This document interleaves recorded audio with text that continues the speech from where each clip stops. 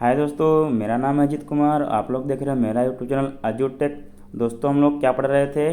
Class 9 के physics में ध्वनि पढ़ रहे थे। ठीक है, ध्वनि में हमने आवृत्ति तक देख लिया था। अब हम लोग पढ़ेंगे क्या? आवर्तकाल। दोस्तों, आवर्तकाल पढ़ने से पहले एक आप लोग से रिक्वेस्ट है, यदि आप लोगों को वीडियो अच्छा लगेगा तो प्लीज़ लाइक कीजिएगा, सब्सक्राइब कीजिएगा और अपने दोस्तों में ज़रूर शेयर कीजिएगा। ठीक है दोस्तों, हम लोग टाइम वेस्ट नहीं करते हैं, चलते हैं अपने चैप्टर की ओर। ठीक है, हम लोग पढ़ेंगे आवर्तकाल या टाइम पीरियड।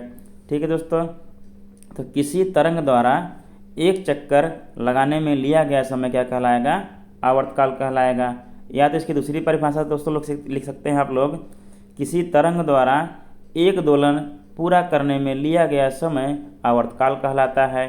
ठीक है, इसे टी से प्रदर्शित करते हैं तथा इसका SI मात्रक सेकंड होता है। ठीक है दोस्तों, ये सब क्या करेंगे हम लोग आगे चल के, अभी आगे देखते हैं कि क्या कह रहा है। देखिए, किसी तरंग द्वारा एक चक्कर लगाने में लिया गया समय आवर्तकाल कहलाता है। ठीक है, मान लीजिए यहाँ से कोई तरंग स्टार्ट होता है चक्कर लगाना। ठीक है, यहाँ से स्टार्ट हुआ ये, यहाँ से लेके यहाँ तक आने में। ठीक है, एक चक्कर इसको पूरा करने में, ठीक है, जितना समय लगेगा उसी को क्या कहेंगे? उसका आवर्तकाल कहेंगे। ठीक है दोस्तों, यही चीज़ यहाँ भी कह रहा है, किसी तरंग द्वारा एक दोलन पूरा करने में लिया गया समय आवर्तकाल कहलाता है। ठीक है, मान लीजिए तरंग क्या करता है, यहाँ से स्टार्ट करता है चलना, फिर यहाँ गया, यहाँ से फिर क्या हो गया, यहाँ आया, यहाँ से फिर यहाँ गया, फिर यहाँ आया। देखिए क्या हुआ, एक दोलन पूरा कंप्लीट हो गया। क्यों? देखिए अब क्या करेंगे, जैसे हाफ साइकिल कर दीजिए, इसको हाफ से कर देंगे, ये हाफ हो गया, ये हाफ हो गया, दोनों को मिला देंगे, ये क्या हो जाएगा? पूर्ण गोला ही हो जाएगा फिर से। मतलब एक दोलन पूरा करने में जो समय लिया जाएगा उसको भी हम लोग क्या कहेंगे? आवर्तकाल कहेंगे। या तो आप कह सकते हैं तरंग दैर्घ्य जो होता है, तरंग दैर्घ्य के बराबर दूरी तय करने में ध्वनि द्वारा या ध्वनि तरंगों द्वारा लिया गया समय क्या कहलाएगा? आवर्तकाल कहलाएगा। ठीक है दोस्तों, आइए इसको क्या करते हैं, अच्छे से समझते हैं। तो आइए दोस्तों हम लोग क्या करते हैं, इसको इमेज के सहारे समझते हैं क्या कहना चाह रहा है आवर्तकाल। देखिए दोस्तों, आवर्तकाल यह कहना चाह रहा है, मान लीजिए क्या करता है, ध्वनि यहाँ से चलना स्टार्ट करता है। ठीक है, यहाँ से स्टार्ट करता है, यहाँ से चलना स्टार्ट किया, देखिए यहाँ से एक दोलन स्टार्ट किया। ठीक है, ये दोलन स्टार्ट किया, यहाँ गया, फिर यहाँ आया, यहाँ से फिर देखिए यहाँ आया। ठीक है, ऐसे चलते चलते चलते चलते यहाँ तक, देखिए यहाँ तक क्या हुआ, इसका एक दोलन कंप्लीट हो गया। जहाँ से चलना स्टार्ट किया था जिस पॉइंट से, उसी पॉइंट पे फिर से आके मिल गया। ठीक है, ये क्या है, लाइन एक सीधी रेखा है। तो मतलब यहाँ से लेके यहाँ तक दूरी तय करने में उसे जितना समय लिया जाएगा, ठीक है, तरंग द्वारा, ठीक है, ध्वनि तरंग द्वारा, उसको क्या कहेंगे हम लोग? टाइम पीरियड या आवर्तकाल कहेंगे। ठीक है दोस्तों, यही हम लोग तरंग दैर्घ्य का भी परिभाषा ये सुने थे। ठीक है, या तो दो श्रृंगों के बीच की दूरी, क्रमागत बीच की दूरी को कहते हैं हम लोग तरंग दैर्घ्य कहे थे। ठीक है, यहाँ भी देखिए क्या है दोस्तों, यहाँ से स्टार्ट किया है, यहाँ से स्टार्ट किया, यहाँ गया, यहाँ से फिर यहाँ आया, यहाँ से यहाँ आया, क्या किया, ये पूरा एक चक्कर देखिए पूरा हो जाएगा। कि इसको साइकिल ऐसे बनाएंगे आप लोग, ऐसे ऐसे कर दीजिए, तो क्या करिएगा, और हाफ लोग इधर बनाएंगे, ठीक है, ऊपर वाला, और हाफ नीचे वाला। ठीक है, देखिए हाफ हाफ बन गया ना, एक साइकिल पूरा हो गया। मतलब वही कह रहा है कि ध्वनि तरंग द्वारा एक दोलन पूरा करने में लिया गया समय क्या कहलाएगा दोस्तों? आवर्तकाल कहलाएगा। क्या कहलाएगा? आवर्तकाल कहलाएगा। या तो ठीक है, इतना होगा। और जो आवर्तकाल होगा वो कैसे होगा? जो एक तरंग दैर्घ्य, जो तरंग दैर्घ्य द्वारा तय किए, एक तरंग दैर्घ्य दूरी तय करने में, तरंग दैर्घ्य हो गया, तरंग दैर्घ्य की दूरी, तरंग दैर्घ्य के बराबर दूरी तय करने में जो समय लिया जाएगा उसी को हम लोग क्या कहेंगे? उसको भी आवर्तकाल कहेंगे। आप लोग ऐसे भी बोल सकते हैं। अब आइए देखते हैं आवर्तकाल और फ्रिक्वेंसी में संबंध देखते हैं। ठीक है दोस्तों, देखिए यहाँ पे क्या है, लो फ्रिक्वेंसी वेव है। ठीक है, यहाँ पे देखिए लो फ्रिक्वेंसी वेव है, तो आवर्तकाल क्या होगा? धीरे धीरे, मतलब देखिए यहाँ से चलना प्रारंभ किया, आराम से चल रहा है, फिर देखिए यहाँ से इधर आ रहा है, आराम से आ रहा है, फिर यहाँ तक आया, आराम आराम से आया, आराम आराम से आया। देखिए इतना समय लग गया। मान लीजिए इधर टाइम को हम दर्शा रहे हैं, इसको टाइम को दर्शा रहे हैं। देखिए यह टाइम है, और ऊपर वाला क्या है? प्रेशर है, और ये क्या हमारा फ्रिक्वेंसी दिखा रहा है, कितना दूर कितना पास है। ठीक है, अब क्या हो गया, देखिए आवर्तकाल हमारा कहाँ से हो गया? यहाँ से लेके यहाँ तक, हमने क्या ले लिया, गर्त से गर्त के बीच की दूरी ले लिया। ठीक है, यहाँ से स्टार्ट किया चलना, यहाँ इसका एक दोलन पूरा हुआ है, तो क्या हो गया हमारा आवर्तकाल हो गया। देखिए बहुत स्लो स्लो से क्या हो रही है, बहुत धीमे धीमे से एक चक्कर पूरा कर रहा है। ठीक है, अब देखिए मतलब क्या है, अगर फ्रिक्वेंसी लो है तो क्या है, इसकी टाइम पीरियड क्या है, ज़्यादा है। ठीक है, यदि फ्रिक्वेंसी लो होगी आपको दोस्तों, मतलब फ्रिक्वेंसी कम होगी, ठीक है, तो टाइम फ्रिक्वेंसी क्या हो गई, कम है, क्या है, कम है, तो टाइम पीरियड क्या है हमारा, टाइम पीरियड हमारा दोस्तों ज़्यादा है। ठीक है, टाइम पीरियड ज़्यादा है। अब आइए देखते हैं, अब देखिए फ्रिक्वेंसी हमने क्या कर दिया, बढ़ा दिया, फ्रिक्वेंसी बढ़ा दिया मतलब चक्कर जल्दी जल्दी लगा रहे हैं हम, चक्कर जल्दी जल्दी लगा रहे हैं। देखिए जैसे फ्रिक्वेंसी बढ़ा दिया, देखिए हमारा टाइम पीरियड क्या हो गया, कम हो गया, मतलब जल्दी जल्दी चक्कर लगने लगे, क्योंकि एक चक्कर लगाने में जितना समय लेगा उसी को हम लोग कहेंगे टाइम पीरियड। देखिए अभी इतना बड़ा ग्राफ बन रहा था, यहाँ से लेके यहाँ तक बन रहा था, लेकिन जैसे फ्रिक्वेंसी बढ़ा देखिए घट के इतना बड़ा हो गया। ठीक है, छोटा हो गया। ठीक है, मतलब क्या हो गया, जब फ्रिक्वेंसी ज़्यादा हो गई, अब देखिए फ्रिक्वेंसी ज़्यादा हो गई, फ्रिक्वेंसी ज़्यादा, ठीक है, तो क्या हो गया दोस्तों, टाइम पीरियड कम हो गया, आवर्तकाल क्या हो गया, कम हो गया। आप लोगों को और एग्जांपल देते हैं। मान लीजिए आप लोग किसी क्या है ग्राउंड का चक्कर लगा रहे हैं। ठीक है, किसी ग्राउंड का चक्कर लगा रहे हैं। ठीक है, मान लीजिए ये ग्राउंड है, ये कोई ग्राउंड है यहाँ पे। ठीक है, ये ग्राउंड है, अब इस ग्राउंड का लोग चक्कर लगा रहे हैं। आप पहले क्या कर रहे हैं, बहुत स्लो स्लो दौड़ रहे हैं, स्लो स्लो दौड़ रहे हैं, तो आपको दौड़ लगने में कितने, एक चक्कर लगाने में मान लीजिए कितना लग रहा है। ठीक है, एक चक्कर लगाने में 1 घंटा लग रहा है। आप और स्पीड बढ़ा दीजिए, अब क्या हो गया, और स्पीड बढ़ाने के बाद एक चक्कर लगाने में आपको आधा घंटा लगने लगा। ठीक है, हाफ आवर, 1.5 आवर हो गया, हाफ आवर हो गया। ठीक है, और स्पीड बढ़ा दिए, आपको मान लीजिए 15 मिनट लगने लगे। ठीक है, और स्पीड बढ़ा दिए, आपको 1 ही मिनट में चक्कर पूरा कर ले रहे हैं। ठीक है, देखिए क्या हो गया है, जितनी स्पीड बढ़ा रहे हैं उतनी हमारी आवर्तकाल, जो आवर्तकाल एक चक्कर पूरा करने में लगा समय, वो क्या हो रहा है, कम होता जा रहा है। स्पीड बढ़ाने का मतलब क्या है, फ्रिक्वेंसी बढ़ा रहे हैं, मतलब जल्दी जल्दी चक्कर लगाएंगे आप लोग, जल्दी जल्दी से चक्कर लगाएंगे, चक्कर लगाने की फ्रिक्वेंसी आप लोग बढ़ा रहे हैं। ठीक है, चक्कर लगाने की कह रहे हैं, फ्रिक्वेंसी बढ़ा रहे हैं, जितनी तेज चक्कर लगाएंगे उतना तेज क्या होगा दोस्तों, उतना हमारा आवर्तकाल देखते कम होता जाएगा। स्पीड बढ़ाते गए हम लोग, आवर्तकाल कम होता गया, कम होता गया, कम होता गया। ठीक है, मतलब कह सकते हैं आप, जो हमारी फ्रिक्वेंसी है वो क्या होती है, व्युत्क्रमानुपाती होती है, किसके, आवर्तकाल के, किसके होती है, आवर्तकाल के, 1/t के। ठीक है दोस्तों, इतना समझ में आया, क्योंकि हम लोग जितना स्पीड से दौड़ेंगे उतना हमको कम समय लगेगा किसी स्थान पे पहुंचने के लिए, मतलब जितनी ज़्यादा फ्रिक्वेंसी रहेगी उतना हमारा कम समय लगेगा ध्वनि को क्या करेंगे, संचरण करने में। ठीक है दोस्तों, ये बातें समझ में आ गई। मतलब हम लोग लिख सकते हैं कि यहाँ क्या लिख सकते हैं, फ्रिक्वेंसी मतलब क्या हो गया, फ्रिक्वेंसी बराबर या आवृत्ति बराबर, आवृत्ति बराबर लिख सकते हैं 1/, आवर्तकाल।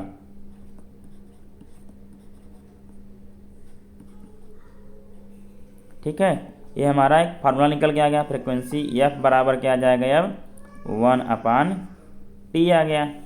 ठीक है, इस फार्मूले का आप लोग याद रखेंगे, जितनी ज़्यादा फ्रिक्वेंसी उतना कम टाइम पीरियड, और जितना ज़्यादा टाइम पीरियड उतना कम फ्रिक्वेंसी। ठीक है, समझ में आ गया दोस्तों। तो फार्मूला हमारा क्या निकल गया, आवृत्ति और आवर्तकाल में संबंध आप लोग लिख लेंगे, क्या आएगा, f = 1/t। चलिए दोस्तों नेक्स्ट लेक्चर देखते हैं क्या है।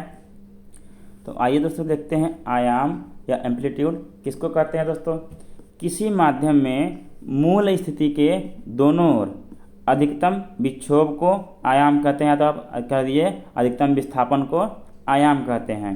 ठीक है, तो किसी माध्यम में मूल स्थिति के दोनों ओर अधिकतम विक्षोभ को क्या कहेंगे, आयाम कहेंगे।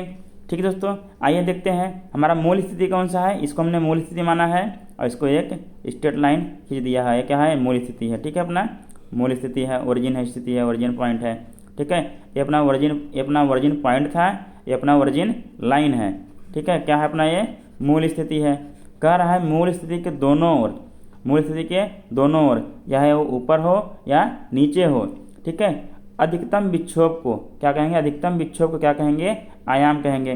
देखिए अधिकतम विक्षोभ क्या है, यहाँ से लेके देखिए पीक पॉइंट यहाँ से लेके यहाँ तक की दूरी को क्या कहेंगे, आयाम कहेंगे।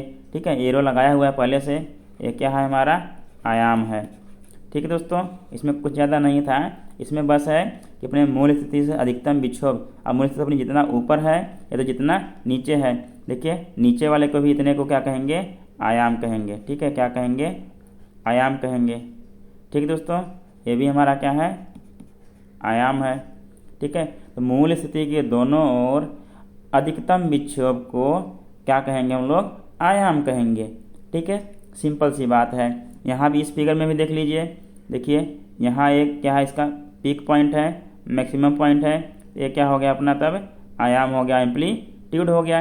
देखिए मूल स्थिति से दूर है ना, मूल स्थिति से कितनी दूर है, सबसे ऊपर वही पॉइंट है, इस पॉइंट को हमने लिया है। यहाँ भी देखिए मूल स्थिति से सबसे ऊपर पॉइंट रहेगा, ये भी रहेगा। ठीक है, यहाँ भी देख लीजिए दोस्तों, यहाँ से आवर्तकाल को फिर से एक बार देख लीजिए, यहाँ से स्टार्ट किया इसने गति। ठीक है, यहाँ से यहाँ तक गया, यहाँ से चलते चलते चलते चलते फिर जिस पॉइंट को हमने लिया था उसी पॉइंट पे जब पहुँचा तो हम लोग क्या दिए कि एक चक्कर पूरा करने में, एक दोलन पूरा करने में तरंग द्वारा या ध्वनि द्वारा लिया गया समय उसका क्या कहलाता है, आवर्तकाल कहलाता है। ठीक है दोस्तों, समझ में आ गया। और हमने पढ़ लिया है F=1/T। क्यों, फ्रिक्वेंसी क्या होता है दोस्तों, आवर्तकाल का व्युत्क्रमानुपाती या उल्टा होता है। ठीक है, फ्रिक्वेंसी बढ़ाएंगे तो आवर्तकाल घटेगा, आवर्तकाल बढ़ाएंगे तो फ्रिक्वेंसी घटेगा। ठीक है, इतनी बात समझ में आ गई। चलिए हम लोग देखते हैं वेलोसिटी, देखते हैं वेग क्या होता है। अब चलिए दोस्तों देखते हैं हम लोग तरंग गति किसको कहेंगे। तरंग के किसी बिंदु जैसे एक संपीड़न या एक विरलन द्वारा एकांक समय में तय की गई दूरी को क्या कहेंगे, तरंग गति कहेंगे। बस दोस्तों आप लोग इतना याद रखिएगा, एकांक समय में तय गई दूरी को हम लोग क्या कहते हैं, गति कहते हैं हमेशा, चाल कहते हैं हमेशा। आप लोग कहे थे, पहले पढ़े ही होंगे, पहले हम लोग पढ़ाया भी है, किसी भी वस्तु या व्यक्ति द्वारा एकांक समय में तय की गई दूरी को हम लोग क्या कहते हैं, गति कहते हैं या चाल कहते हैं। ठीक है, अब क्या हो गया, यहाँ पे वही काम किया गया। देखिए तरंग के किसी बिंदु जैसे एक संपीड़न या एक विरलन द्वारा एकांक समय में तय की गई दूरी को तरंग गति या तरंग की चाल कहते हैं। ठीक है दोस्तों, हमने इसे क्या किया, v से प्रदर्शित किया, तो v = क्या लिख दिया हमने, दूरी बटा समय। ठीक है, दूरी बटा समय, v = क्या दिया, अगर मान लीजिए हमने आवर्तकाल t में t समय में लैम्डा दूरी तय की गई। ठीक है, लैम्डा दूरी तय की गई तो क्या हो जाएगा, v = λ/t, जहाँ लैम्डा क्या है, तय की गई दूरी है, लैम्डा बराबर तय की गई दूरी है दोस्तों। ठीक है, और t क्या है, t समय में चली गई दूरी है। लैम्डा जो दूरी चली गई है वो t समय में चली गई, t क्या है अपना, ये तो आवर्तकाल ही है ये। ठीक है, t समय में लैम्डा दूरी तय की गई, जहाँ लैम्डा क्या है, तरंग दैर्ध्य है, क्या है, तरंग दैर्ध्य। और दोस्तों गति कहीं भी हो, ठीक है, कैसी भी हो, उसका मात्रक हमेशा क्या होता है, मीटर प्रति सेकंड ही होता है। तो इसका मात्रक क्या हो जाएगा दोस्तों, मीटर प्रति सेकंड हो जाएगा। इसका मात्रक क्या होगा, मीटर प्रति सेकंड। ठीक है, कोई भी गति हो, किसी भी प्रकार की गति हो, इसका मात्रक क्या होगा, मीटर प्रति सेकंड होगा। ठीक है, अब हम लोग जानते हैं कि अभी तो हमने ज्ञात किया v = λ/t। अब चूंकि हम लोग जानते हैं F = क्या होता है, 1/t होता है, या n = कह लीजिए। ठीक है, या क्या होता है, 1/t होता है। अब देखिए यहाँ पे इसके बराबर लिख सकते हैं λ × 1/t, तो लिख ही सकते हैं। अब देखिए 1/t के स्थान पे क्या लिख देंगे, f लिख देंगे, v = क्या हो जाएगा, f × λ। ठीक है, ठीक है, इतना हो गया, मतलब v = क्या हो गया, f λ। अगर आप लोगों को फ्रिक्वेंसी को n से डिनोट करना हो, यदि आप लोग फ्रिक्वेंसी n मान लें तो v = क्या हो जाएगा, n लैम्डा। ठीक है, ये भी आप लोग फार्मूला आप लोग पता होगा, v = n लैम्डा, जहाँ n क्या हो जाएगी, या तो n ले लीजिए या f ले लीजिए, या f = क्या हो जाएगा, फ्रिक्वेंसी हो जाएगा। ठीक है, अलग अलग जगह क्या करते हैं, अलग अलग हम लोग मान लेते हैं इनको। ठीक है दोस्तों, हमको क्या फार्मूला प्राप्त हो गया, दो फार्मूला हमको प्राप्त हो गया। कौन कौन से, हमको एक फार्मूला प्राप्त हुआ v equal to lambda upon T, ये हो गया वेलोसिटी वाला चाल वाला फार्मूला एक प्राप्त हो गया, ठीक है। और एक प्राप्त हुआ v equal to F lambda कह लीजिए, या आप लोग कह लीजिए v equal to N lambda.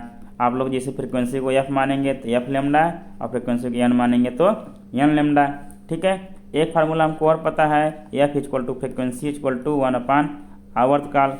हमने इसमें 3 फार्मूला देखा, ठीक है दोस्तों। इस पर क्या करता है क्वेश्चन बहुत ज़्यादा पूछा जाता है, तो इसको आप क्या करेंगे, याद कर लेंगे इन सबको फार्मूला को, इनके संबंध कैसे कैसे आए हैं, इनको क्या कर लेंगे, समझ भी लेंगे अच्छे से, ठीक है।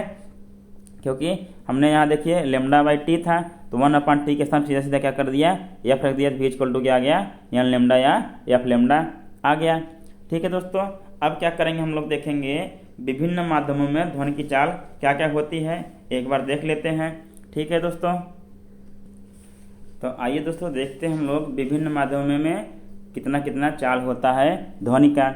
यदि दोस्तों कार्बन डाइऑक्साइड है, CO2 है, तो उसमें ध्वनि का चाल नॉर्मल प्रेशर और टेम्परेचर पर, ठीक है। आप लोग क्या लिखेंगे, नॉर्मल प्रेशर और टेम्परेचर पर, ठीक है। ये सब जो भी रहेगा नॉर्मल टेम्परेचर और प्रेशर पर रहेगा, मतलब 25 डिग्री पर रहेगा। दोस्तों CO2 रहेगा तो उसमें क्या होगा, इसकी गति 260 मीटर पर सेकंड होगा नॉर्मल टेम्परेचर और प्रेशर पर, ठीक है। और उसके बाद क्या हो गया, एयर में कितना होगा, वायु में कितना होगा, 332 मीटर पर सेकंड। दोस्तों हमने वायु में देख लिया कितना हो रहा था, 332 मीटर पर सेकंड हो रहा था। स्टीम में मतलब भाप में ध्वनि की चाल कितनी होती है, 405 मीटर पर सेकंड होती है, ठीक है। अब क्या है, अल्कोहल शराब में या अल्कोहल में कितना होता है, 1213 मीटर पर सेकंड होता है ध्वनि की चाल, ठीक है। हाइड्रोजन आप लोग जानते हैं हाइड्रोजन गैस है, हाइड्रोजन में कितना होता है, 1269 मीटर पर सेकंड होता है, ठीक है। मरकरी हो गया Hg, इसमें 1450 मीटर पर सेकंड होता है ध्वनि का वेग, ठीक है। उसके बाद पानी है, H2O है, देखिए देखो पानी में कितना होता है, कोई पूछेगा आप लोग बता दीजिएगा कितना होता है दोस्तों, 1483 मीटर प्रति सेकंड होता है, ठीक है दोस्तों। और समुद्री जल में, ठीक है, समुद्री जल है, नल नहीं है, ठीक है, क्या है, समुद्री जल में कितना होता है, 1533 मीटर पर सेकंड होता है ध्वनि का चाल। लोहा या आयरन बोल लीजिए, इसमें कितना होता है, 5130 मीटर पर सेकंड या 5130 मीटर पर सेकंड होता है ध्वनि की चाल। कांच में कितना होता है दोस्तों, कांच में होता है 5640 मीटर प्रति सेकंड होता है, ठीक है। एल्युमिनियम में सबसे ज़्यादा इसमें दिख रहा है, होता है कितना, 6420, ठीक है, 420 फिर से यहाँ आ गया, 420 ही लोग करते रहते हैं, 6420 होता है एल्युमिनियम में ध्वनि का वेग। कब होता है, नॉर्मल प्रेशर और टेम्परेचर पर, ठीक है, नॉर्मल प्रेशर और टेम्परेचर पर ये सब क्या हुआ है, ध्वनि का चाल या ध्वनि का वेग दिया हुआ क्या हुआ है, विभिन्न माध्यमों में दिया हुआ है, ठीक है दोस्तों। आप लोगों को कन्फ्यूजन में नहीं पड़ना है, आप लोग जब भी लिखेंगे क्या लिखेंगे, नॉर्मल टेम्परेचर और प्रेशर पर यह ध्वनि का चाल दिया हुआ है, ठीक है। चलिए आगे और भी कुछ देख लेते हैं थोड़ा बहुत। तो आइए दोस्तों देखते हैं हम लोग नेक्स्ट टॉपिक क्या है, तारत्व है, पिच है, ठीक है दोस्तों। ये ध्वनि का कौन सा गुण है आके देखते हैं। तारत्व ध्वनि का वह गुण है या वह विलक्षण है जिसके द्वारा हम मोटी या तीक्ष्ण या पतली, ठीक है, मोटी तथा तीक्ष्ण या पतली ध्वनियों के बीच अंतर कर सकते हैं। फिर से देखते हैं दोस्तों एक बार, तारत्व ध्वनि का वह गुण है जिसके द्वारा हम मोटी तथा तीक्ष्ण या पतली ध्वनियों के बीच अंतर कर सकते हैं, ठीक है। ऐसे देखते हैं आदमियों की ध्वनि, मनुष्यों की ध्वनि क्या होती है, आदमियों की, पुरुषों की ध्वनि क्या होती है, मोटी होती है, औरतों की ध्वनि क्या होती है दोस्तों, पतली होती है, ठीक है। तो हम लोग क्या कहते हैं, मोटी ध्वनि जो होता है उसको लो तारत्व कहते हैं, या तो लो पिच क्या ध्वनि कहते हैं, लो तारत्व। और जो क्या होते हैं, बारीक ध्वनि होती है, तीक्ष्ण ध्वनि होती है, जो औरतों की ध्वनि होती है, बच्चों की ध्वनि होती है, उसको हम लोग क्या कहते हैं दोस्तों, हाई तारत्व के कहते हैं, हाई पिच ध्वनि कहते हैं, ठीक है, उच्च तारत्व की ध्वनि कहते हैं, ठीक है दोस्तों। अब क्या है दूसरी बात, ध्वनि का जो तारत्व, देखिए ध्वनि का तारत्व उसकी आवृत्ति पर निर्भर करता है। ध्वनि की आवृत्ति जितनी अधिक होगी उसका तारत्व उतना ही ऊंचा होगा, ठीक है। मतलब देखिए दोस्तों, पुरुषों का जो आवाज़ था वो मोटा था, इनका तारत्व क्या था, कम था। पुरुषों का आवाज़ क्या होता है, मोटा होता है, ठीक है। तो इनका तारत्व भी क्या होगा, लो तारत्व होता है, ठीक है। तारत्व भी कम होगा, तारत्व कम होगा, और तब क्या होगा दोस्तों, आवृत्ति भी क्या होगी, कम होगी। क्या होगी, आवृत्ति भी कम होगी, ठीक है। संबंध निकल के आ गया सबका। देखिए पुरुष का आवाज़ क्या था, मोटा था, जिसका आवाज़ मोटा था उसको हम लोग कहते हैं निम्न तारत्व कहते हैं या लो पिच का ध्वनि कहते हैं। निम्न तारत्व का ध्वनि या लो पिच का ध्वनि कहते हैं, ठीक है। इतना समझ में आया। हमने कहा कि जिसकी तारत्व जितना, जिसकी आवृत्ति जितना अधिक होगी उसकी क्या होगा, तारत्व भी उतना अधिक होगा। जब तारत्व कम है तो क्या होगा, आवृत्ति भी कम होगी। आप देख लेते हैं महिला या बच्चों में क्या इसी प्रकार देख सकते हैं, महिला या बच्चों में देख लेते हैं, इनकी आवाज़ क्या होती है, पतली होती है, तिछड़ होती है, ठीक है। अब क्या होगी, तारत्व क्या होगा, ज़्यादा होता है इनका, ठीक है। तारत्व क्या होता है, ज़्यादा लिख लीजिए या तो अधिक लिख लीजिए, जो आपको समझ में आए, ठीक है। तो आवृत्ति भी क्या हो जाएगी, ये अधिक हो जाएगी, ठीक है। मतलब जो महिलाओं और बच्चों की, ठीक है, जो क्या होती है आवृत्ति होती है वो क्या होती है, अधिक होती है, किसकी अपेक्षा, पुरुषों की अपेक्षा, ठीक है। ठीक दोस्तों, इतना समझ में आया। उसके बाद इसीलिए क्या होता है, जब महिलाओं और बच्चों की जो आवृत्ति होती है, जो आवाज़ होती है, जो पिच होता है, तिछड़ होता है, इसीलिए क्या होता है उन ज़्यादा चर चर चर चर चर चर करती रहती हैं, जो उससे क्या होता है हमको इरिटेशन होने लगता है, ठीक है।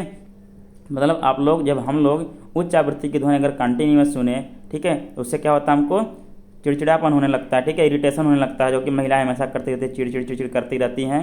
अगर वहाँ बैठे रहेंगे आप क्या होंगे, बोर हो जाएंगे, ठीक है। तो क्या है दोस्तों, पुरुषों की आवाज़ मोटा होता है, महिलाओं तथा बच्चों की आवाज़ पतली होती है। पुरुषों का तारत्व भी क्या होता है, जब जिसकी आवाज़ मोटी उसको क्या कहेंगे, लो तारत्व या क्या कहेंगे, लो पिच की ध्वनि कहेंगे उसको, ठीक है। उसकी क्या होगी, आवृत्ति भी क्या होगी, कम होगी, ठीक है। महिला और बच्चों में क्या होगा, तिछड़ होगा, इसकी आवाज़ या पतला होगा, ठीक है। उसका तारत्व क्या होगा, तब अधिक होगा, मतलब हाई पिच या हाई पिच साउंड कहेंगे, हाई पिच ध्वनि कहेंगे, ठीक है। अब क्या होगा, इसकी तब आवृत्ति भी अधिक होगी। क्यों, क्योंकि यहाँ साफ साफ कह रहा ध्वनि का तारत्व उसकी आवृत्ति पर निर्भर करता है, ठीक है। ध्वनि की आवृत्ति जितनी अधिक होगी उसका तारत्व उतना ही ऊंचा होगा, ठीक है दोस्तों। इतना समझ में आ गया। बाकी के जो टॉपिक बचे हुए क्या करेंगे हम लोग नेक्स्ट लेक्चर में देखेंगे, ठीक है दोस्तों। धन्यवाद। अगर आप लोगों को वीडियो अच्छा लगेगा प्लीज़ लाइक कीजिएगा, सब्सक्राइब कीजिएगा, अपने दोस्तों में जरूर शेयर कीजिएगा दोस्तों। धन्यवाद।